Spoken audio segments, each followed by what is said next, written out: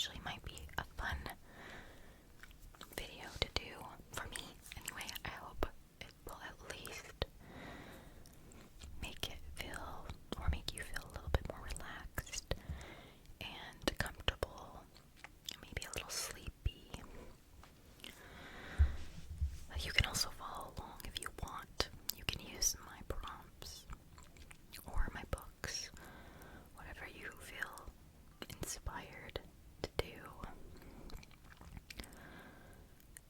My TBR game for this month, or for this channel, is going to be a little bit different than the TBR game for my BookTube. The main difference being I'm making it a little less complicated. I figured I didn't need quite so much complication and so many factors in my game. It always made it so hard to film, but it was also fun. I just wondered if people followed along really well. I felt like maybe I was the only one who understood, and that's okay. It was fun while it lasted. So today we're going to be using the same deck as the other tarot videos that we've done. The Enchanted Tarot. And in addition to picking a card and following the meaning of the card, or my interpretation of the card, I am going to use a spin wheel. I think, this might change because I really like the spin wheel, but I really, really like using the interpretation solely. So I'm actually not sure what I want to do in the future, but I think I'm going to at least try out the spin wheel today and attach it to the meaning of the card or the interpretation of the card. And that's it. I think that's as complicated as it's going to be. I have this very detailed prompt spin wheel. It has a lot of prompts. I don't even know how many it has. But you press the spin button and it spins and spins and spins and spins, and then, actually, I never knew I could do that. It will pick a card. For instance, a book set in your hometown or close to it. So I would have to pick something. I was born in Hawaii, so I would have to pick some kind of Hawaiian book or something set in Hawaii or something like that. I guess loosely it could be like a tropical setting, but I feel like it should be very close to Hawaii. It should just be Hawaii, right? And then I'd have to tie that into the interpretation of a card. Let's see how it is. It might be too much for me. We'll see. I'm not sure how I feel about it. We'll see what happens, but for this experiment, you will be here watching me, and let me know in the comments what you prefer. If I just go with the very simple, what I interpret, or if I do the whole thing, with the spin wheel.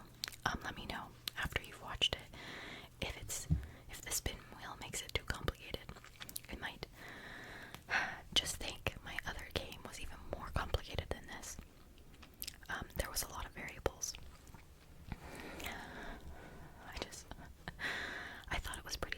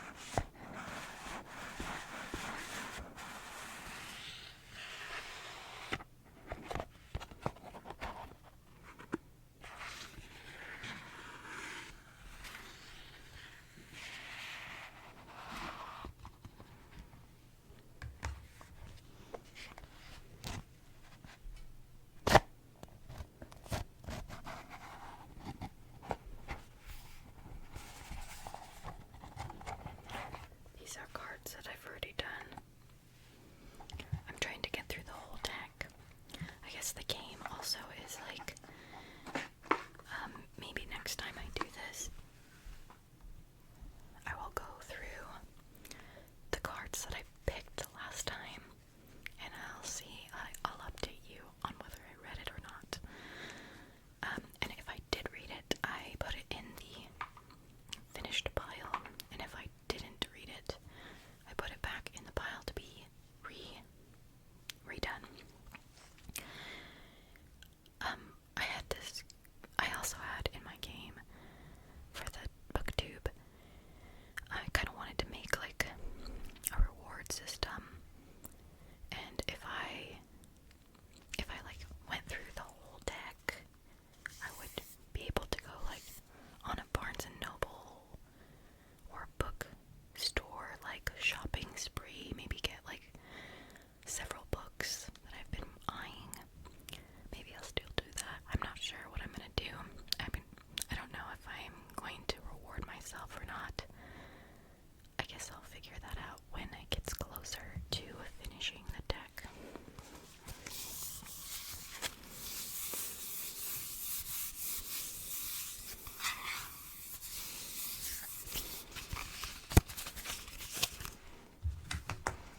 Add these two.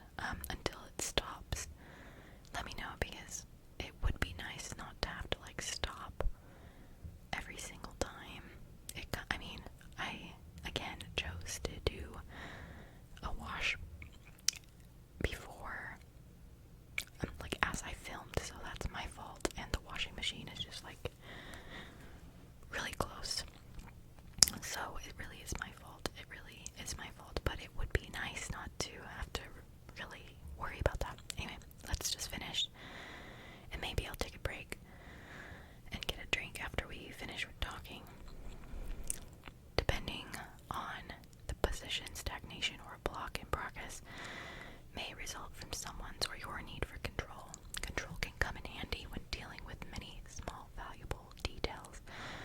But the Four of Earth reminds us to allow space for change.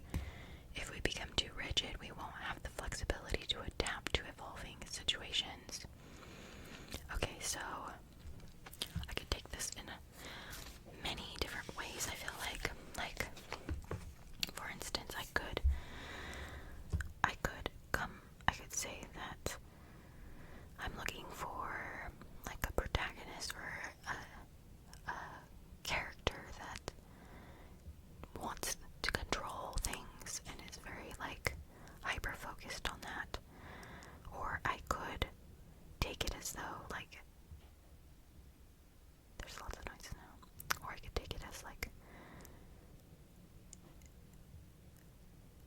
a book or like a character saying, so like I was saying, I could take it as though like the character needs to be, or a character in the book needs to be in control. Or maybe the storyline is about a very strict character who like changes, or like a situation that needs to like change, and you need to just like let the control go. We'll see. This is actually, I'm kind of like thinking that the spin wheel is good because that feels so broad. But if I could get like, it's hard to narrow down to a book or two, but I feel like the spin wheel will give me a little bit. I'm gonna turn it down. I think it'll give me a little bit more direction, which is exciting to me. Okay, I guess you'll just see. I don't want to have to like do editing, so we're gonna just find out what we're gonna get. Previous TBR. Oh no, why a previous TBR? So that's like a book off of a previous TBR of mine that I never finished, or I didn't even start. So, thinking about, where's the card? Thinking about this card. Actually, I think I have the book I want to do. Surprisingly enough, it just like one of the first books that came to mind after the previous TBR. I thought of it and I was like, does it work though? And I think it does. I'm gonna go get it and I'll tell you what it's gonna be. Last month. Okay. Now. Okay. Last month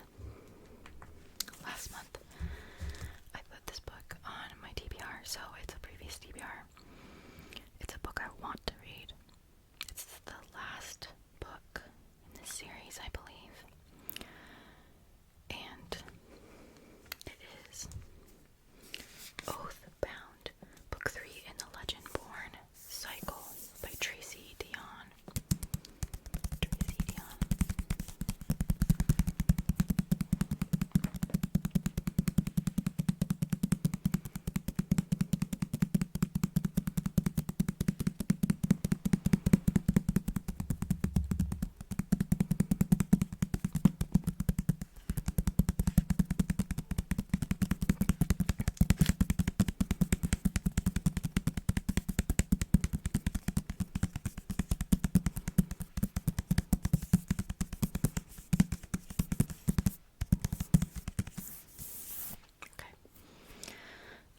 Tapping and other things will be minimal, I think. We'll see. I need to give myself a little bit more time to do these. Okay, so how to fit these two together.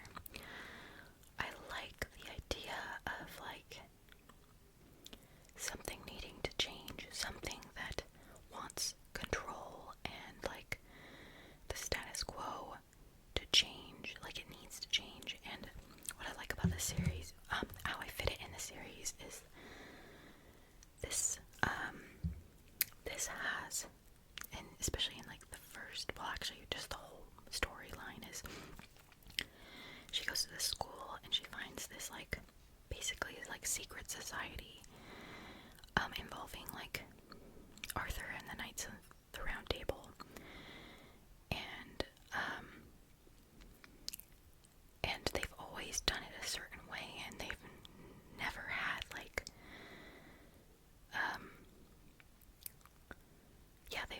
they have like very strict rules, and they've never really let someone like her in. She's also just like not, her family is not part of like their society. She's like someone completely foreign to the whole thing, but she isn't, like, she comes into it and everything changes.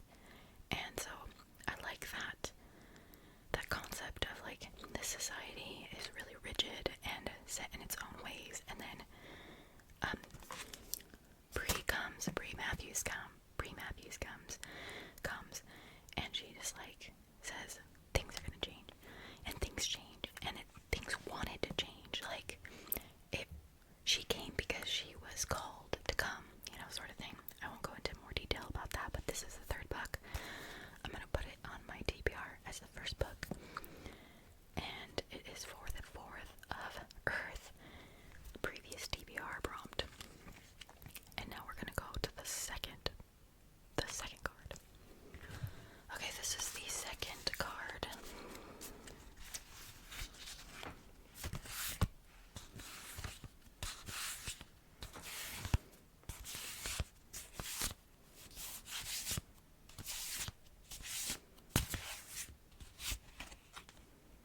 Actually, I'm thinking one of these two, because it kind of like fell out.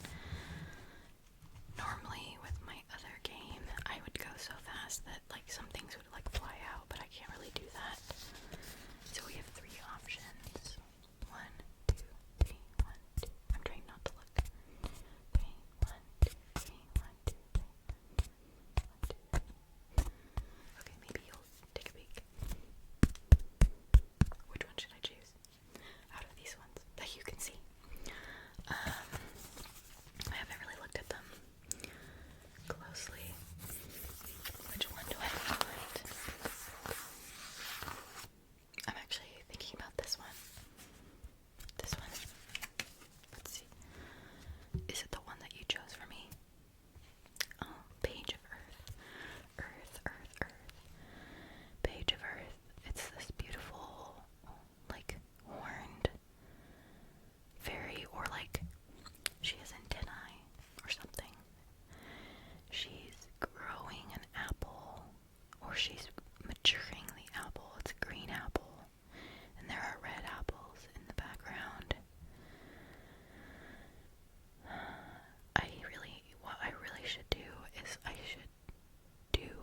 should study the tarot more, like,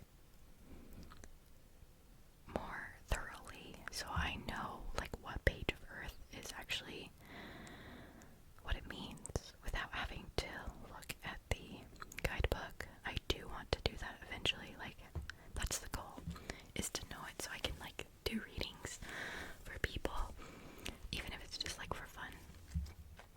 And then there's all these flowers that are in bloom. Let's see what it says in the card, or the guidebook. Earth. We're doing another Earth card. Okay, so this is Page of Earth. Page of Earth is a young fairy living within a hidden forest where the fruit bears seeds of prosperity. On days when they feel extra generous, they make their way into the village and deliver the magic seeds to those whose time has come to obtain the gift of abundance.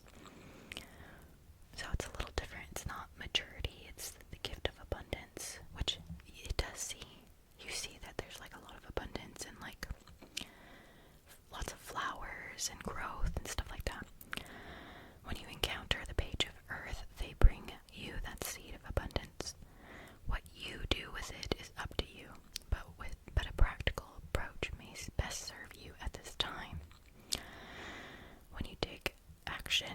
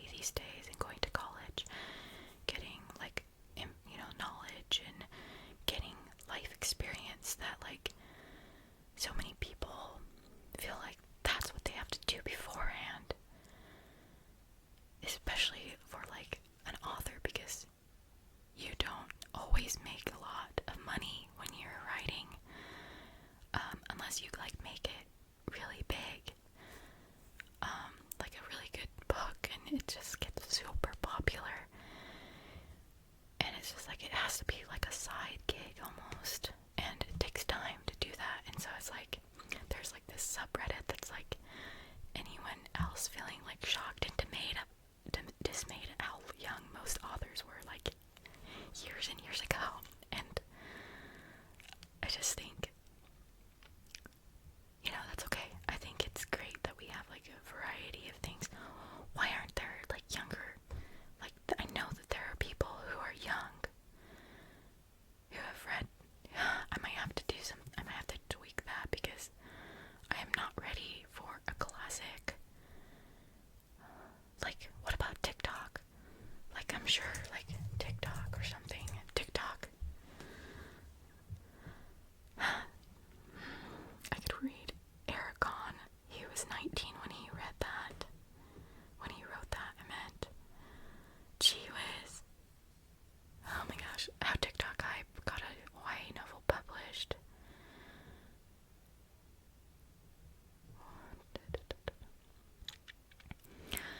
I found out Ken Kesey was only 25 when he began writing One Flew Over the Cuckoo's Nest, and 27 on publication. Mary Shelley was 20, Margaret Atwood was 22, Zadie Smith was 25, as was Tolstoy and Dickens, Faulkner, and I don't know how to say that. I've never seen that before. I'm sure I've seen the book, but Kerouac, all by 28. These people are raw talents, God-given raw talent. Here's me, late 30s, editing the hell out of a 2,000 word short story. I understand. Having to submit to 10 different places that don't pay before one will say yes. In my years of me writing, I have 10. Yeah, okay. Hey, 65-year-old debut author with 3-book contract. Never compare yourself to anyone else. Just write because you're a writer. I love that. Oh my gosh. What, this one person in response to the 65 years your debut author was, well, now I know how many years I'll put off writing a novel. I think that's funny. I've got like 40 more years. No, it's only 30 more years. Oh my gosh, 30 more years to put it off. I guess that's half my life. Like my whole life over. I think I might redo the prompt. I'm sorry. I might have to redo that prompt in general. Or at least next time I get it. Next time I'm going to have a list of like current authors that I know about beforehand, so I can like have a list, because on Google it's not working right now. If you know someone that's like a current day author, or current day, because I'm not feeling like a classic, let me know who like wrote their novel before 30. Let me know, because I would love to like start a list. So let's just go to the next. Let's actually spin maybe for one. That was crazy. That was like a disaster. Oh my gosh.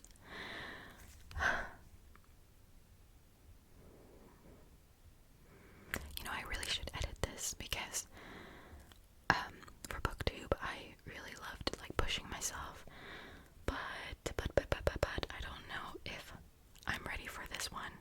don't know if I'm ready for this one. It's a mom pick, so I originally thought like, okay, I have another idea, but originally I thought like, oh, it's gonna be my mom who picks a book for me, and first off, she's sleeping, she's in a different time zone, so I wouldn't be able to get that book right now. And second, I don't like her taste in books for the most part. She's very like romance heavy. I like romance, but like romance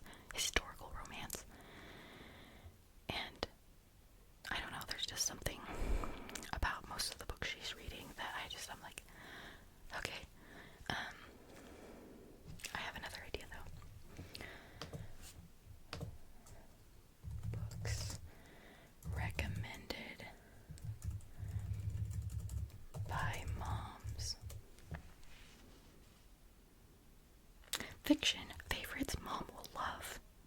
Not